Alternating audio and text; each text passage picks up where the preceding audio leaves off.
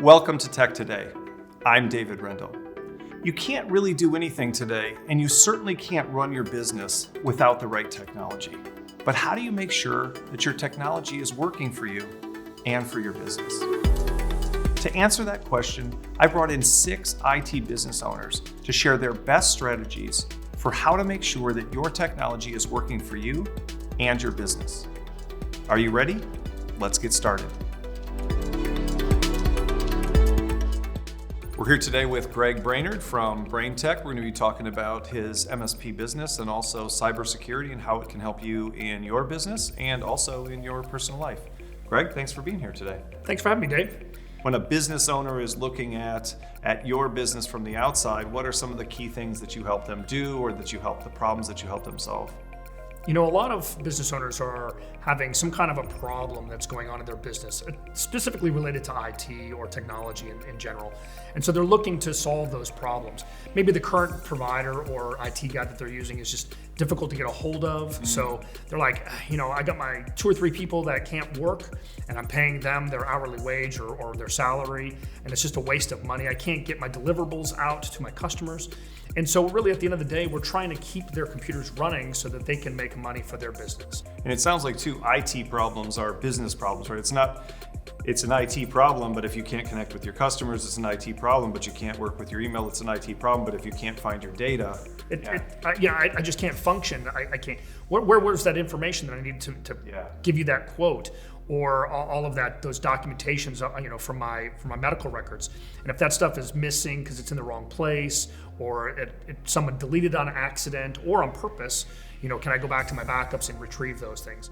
Now, I know another thing that definitely requires some proactivity is obviously cybersecurity. Tell us a little bit about that, because once you're helping people make their systems sort of reliable, the other thing is how do we keep something catastrophic from happening? What are some of the biggest challenges when it comes to cybersecurity for businesses these days? Well, there's 2 major threats that are currently going on. One is ransomware, which is someone takes your files digitally and they hold them hostage, they encrypt them, and then they require some kind of payment for that. The other one is an email scam. They refer to that as business email compromise. And both of them can be financially devastating to a company. So keeping unwanted people out of the systems using different software tools will help prevent a lot of that. What are some of the specific ways that some of those things happen? Because I think people just learn, I don't want them into my email, or I'm supposed to protect this, but what actually happens when they're in there? Well, what do I have access to when I get into your email? I start looking at your inbox, and that's all the things that you're receiving. I've got your deleted items, if you delete them. So I can go peruse through I the thought trash. I deleted them, but now they're in my deleted items They're box. just in the trash can, right? Waiting Yeah. for whomever to read it. Yeah. I've also got my sent items, so I can go through all of those folders and look at what you're doing on a daily basis. And then from there, what happens when you forget your password on any website? Well, I'm going to go do a password reset that gets emailed to some account. Then from there, and a lot of times those security. So they could initiate that password reset knowing the password reset will be sent to that email, and now they're in control of creating that new password. So now I've intercepted that. I get onto your whatever account that was that I just did the password reset for, and now I have access to that. What are some of the simplest steps that people can take, the least expensive steps they can take? What are the starting points for starting to turn some of that kind of stuff around and make it less likely? We run into all the time people are refusing to turn on 2FA, multi-factor authentication.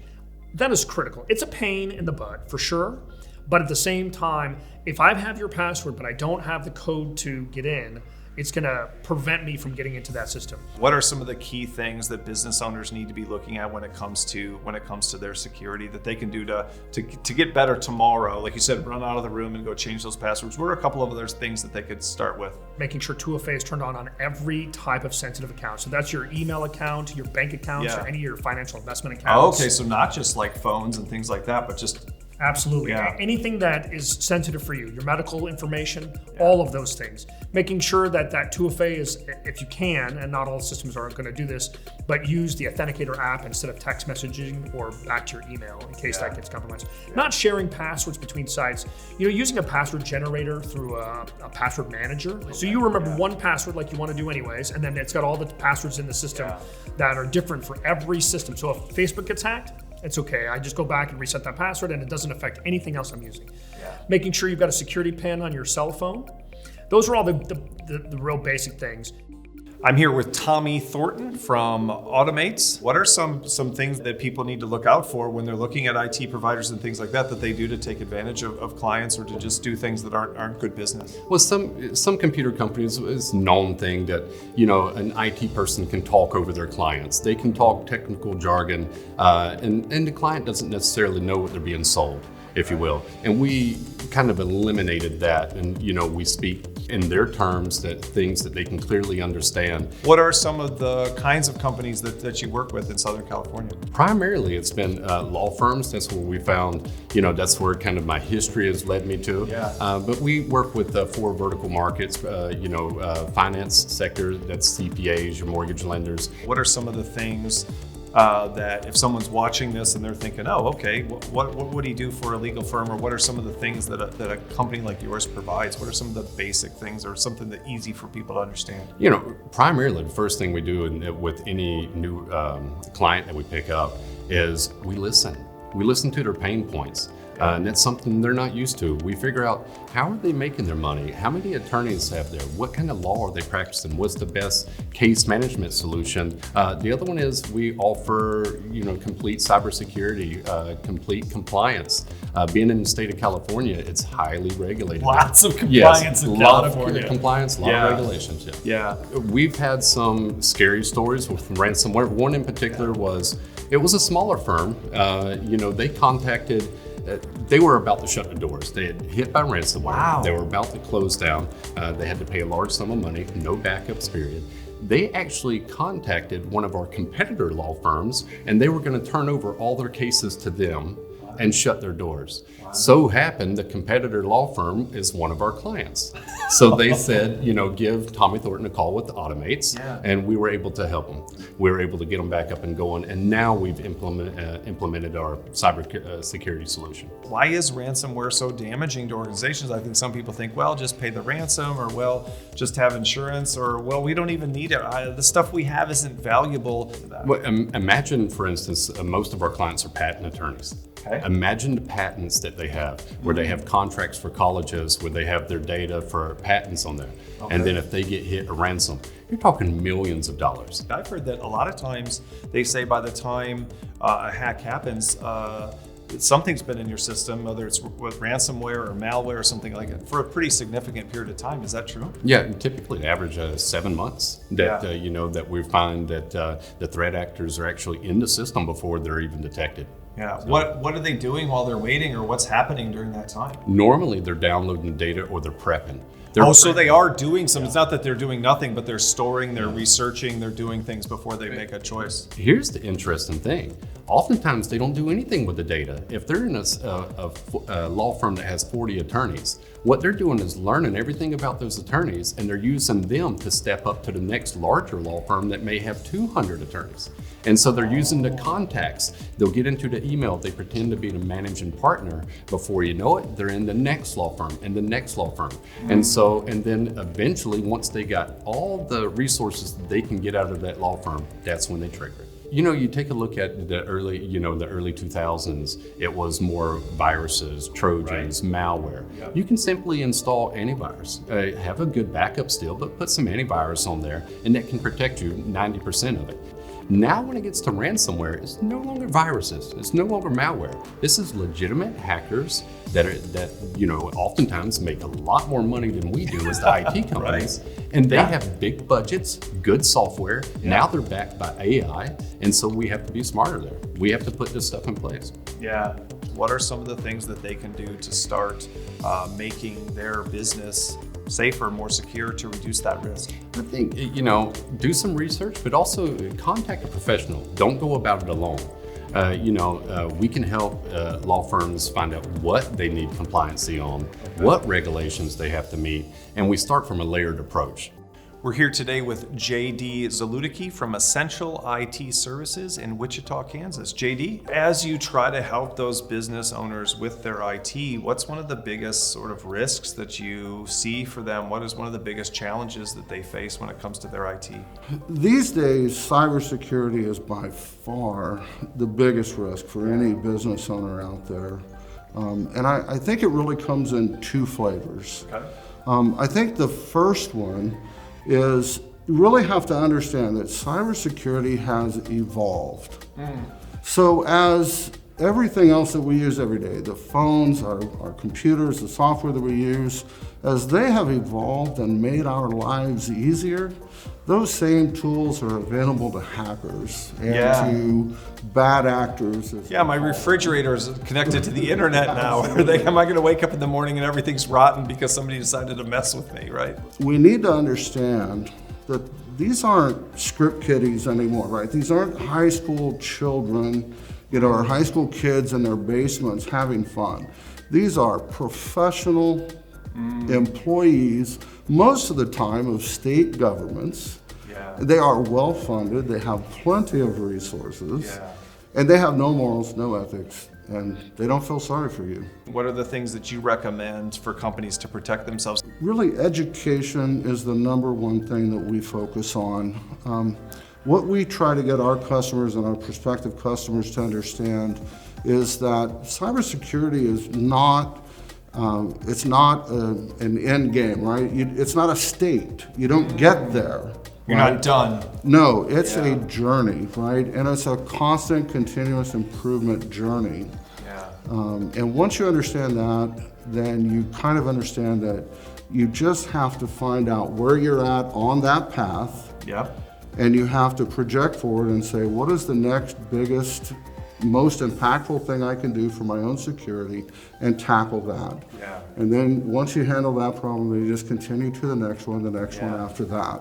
But it's a continuous process improvement journey. What are some of the common steps along the path that you would recommend or that your organization takes when you're trying to help someone protect themselves from those risks? Well, we always try to start with a risk assessment. So in other words, if you don't sit down, if you don't do the hard work, if you don't assess your own unique business and the unique problems that confront your business, you're just going to end up wasting a lot of time and money. What's something that might come up in an assessment that would end up being one of the higher priorities? Usually we're probably talking about something like policies. It's important to understand that probably like 90% of all cybersecurity incidents start as a phishing attack, where they send you some email and try to get some information from you or something along those lines. And believe it or not, 1 in 5, 20% of your employees are going to open those kinds of phishing emails. And so 2023 statistics tell us that about 50%, 31 million small businesses were involved in a successful cybersecurity incident last year, which means the hackers got in 1 year, just in 2023. Wow. Right. At the end of the day, there's only 3 things that you can do with risk, right? You can, sometimes we say there's 4, you can ignore it, right? You can bury your head in the sand. But in technical terms, if you do try to avoid it, you're really just accepting it, right? If I refuse to make a decision, I actually made a decision. You're giving up and saying this is going to happen. So you accept the risk and say whatever happens is going to happen, right? The second thing that you can do is you can mitigate that risk. So you can create a plan. You can buy some tools. You can create some policies. Do some education. Absolutely. Right, mitigate that risk. And then the third thing that you can do is transfer that risk to someone else. And cybersecurity insurance is a perfect way to transfer that risk to someone else, right? The journey of 1,000 miles begins with a single step, so we just need to keep taking single steps. We are here today with Scott Beck from Beck Tech. Scott, it's great to have you here today. It's a pleasure to be here with you. Talk us through just the basic steps of a ransomware attack, what happens, and how does it cripple a company to not have access to that data? It always starts off human-based. Yeah. Like you think of hackers, sitting in their mother's basement, hitting the keyboards and like, I don't like you, I'm coming after you. Yeah. It's not the case. Have some vendetta against your company Right. or something. Yeah. Well, cyber attacks aren't necessarily about you. Maybe you made somebody bad, but they're after everybody. And I always hear all the time, Dave, like, we're too small. Nobody wants my data. It's not that you're too small. You're just too small to make the local news if something happens. So to answer the question, they use emotion to trick you or your employees into opening up a malicious link in an email or an attachment. And it's like we're shooting ourselves in the foot. So what are the things that people can do? Because again, it is so complicated. Once it's happened, it's almost impossible to do anything about. What's the prevention? What are things that people should be doing that they're not doing? Well, you need to be forward thinking. So one of the things you got to educate our people, but then we have to have multiple layers of protection. In the old day, you'd say, hey, go put an antivirus on the computer. We're done. And we're good. We're set it and forget it. We don't never have to worry about it. But the flaw in that is antivirus needs to know about the threat before it happens. The problem is we have so many attacks and different variations of viruses happening every day. What we've seen on traditional security model is I write a virus, you're the 0 day, you get hit. Your software doesn't know how to protect against it. It can be 30 days, 40 days before you inform whatever that vendor is that something's occurred. Now they have to reverse engineer, then they send out the fix to everyone. We've seen that fix going 100, 150 days. That's a long time for cyber criminals to be making money. So you have to have multiple layers. Like you said, they live in there for months sometimes before the dangerous thing happens. So if you would have found it any time along there, you could have been fine, but you didn't because somebody wasn't paying attention or no one was looking or you didn't have those systems in place. Well, law enforcement and cyber insurance companies are showing us the bad guys are living in systems typically 200 days before they've stolen whatever they want. And people say, well, what are they looking for? Well, they want to find out, do you have cyber insurance? You do. I wonder how much that coverage is. And where do we all store our coverage policies? On our computers. So that's one of the first things they're going to go look for.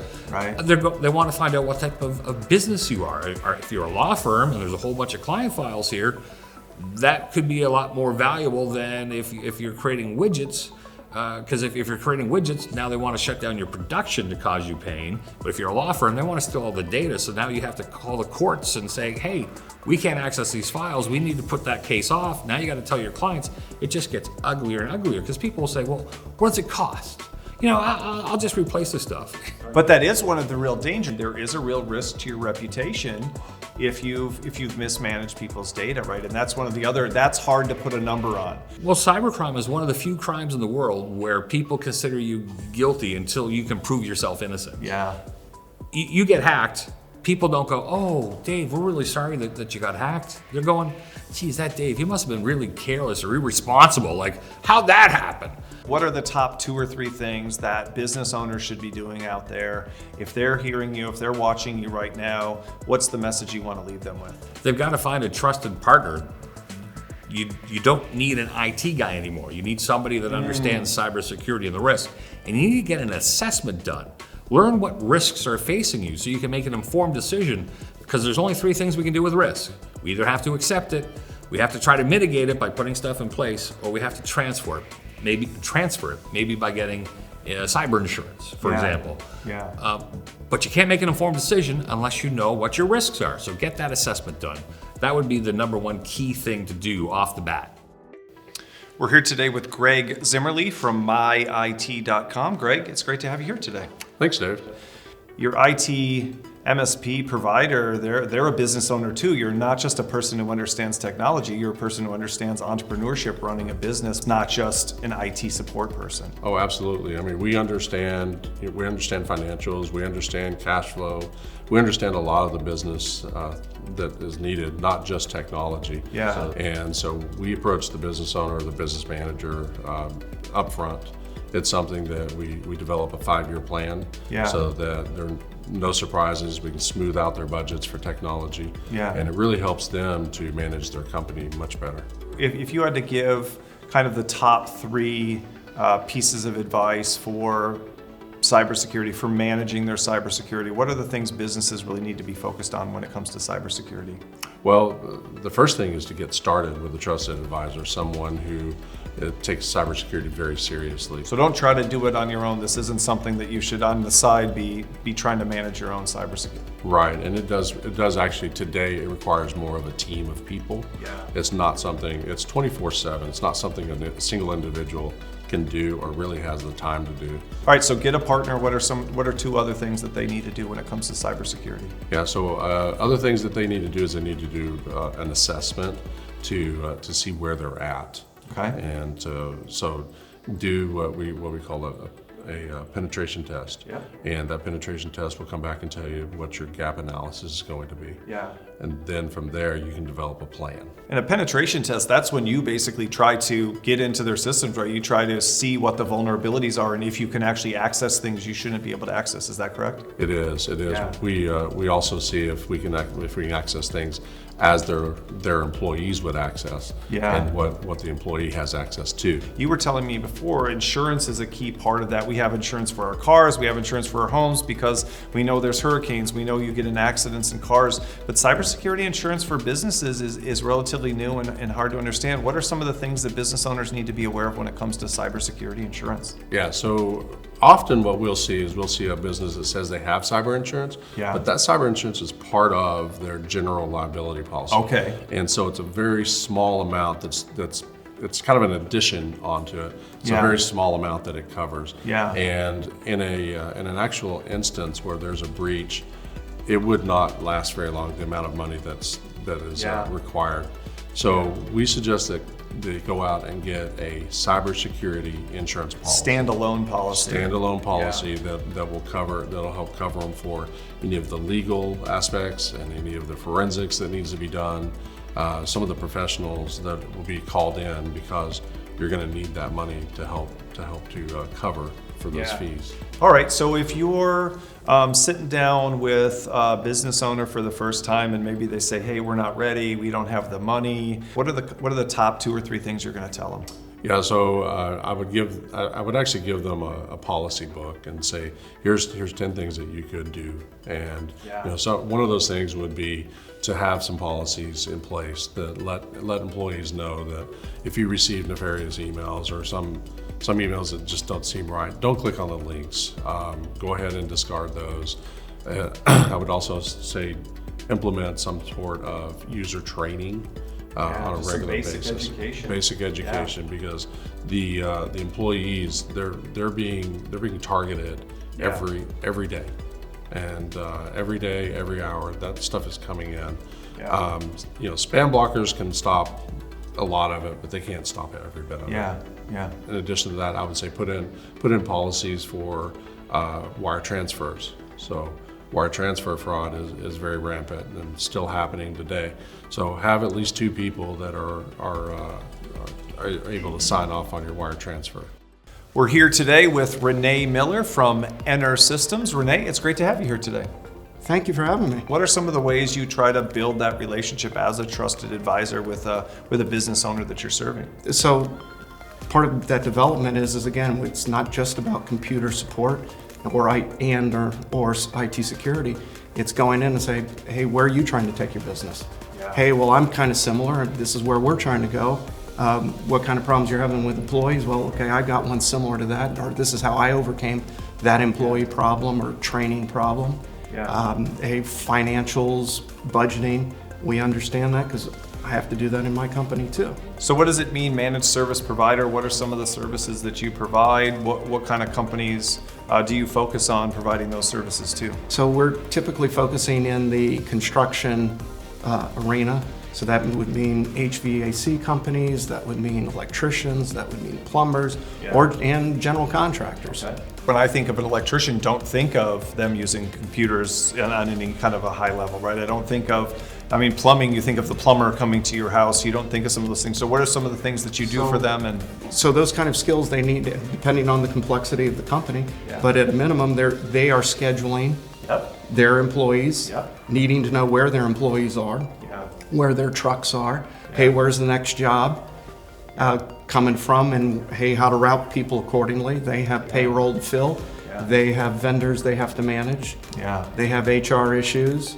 They have Payment insurance. systems, you know, it used to be you knew you'd have to write a check to the plumber or pay cash, and now you just hand them your Your credit card. card. They have payment systems and And things so like that information that they're tracking about their customers, naturally they need to do due diligence and protect that information. So when you're an MSP, you're basically the IT department for that business. Do you sometimes work with IT departments in a business, or are you primarily their outsourced IT department? We are both, so Okay. we either the complete IT department, or we're augmenting and helping an existing IT. Or in some cases, we're just consultants. You have some really clear steps that you try to walk businesses through. What are some of the main things that you're trying to get across to those business owners when it comes to cybersecurity?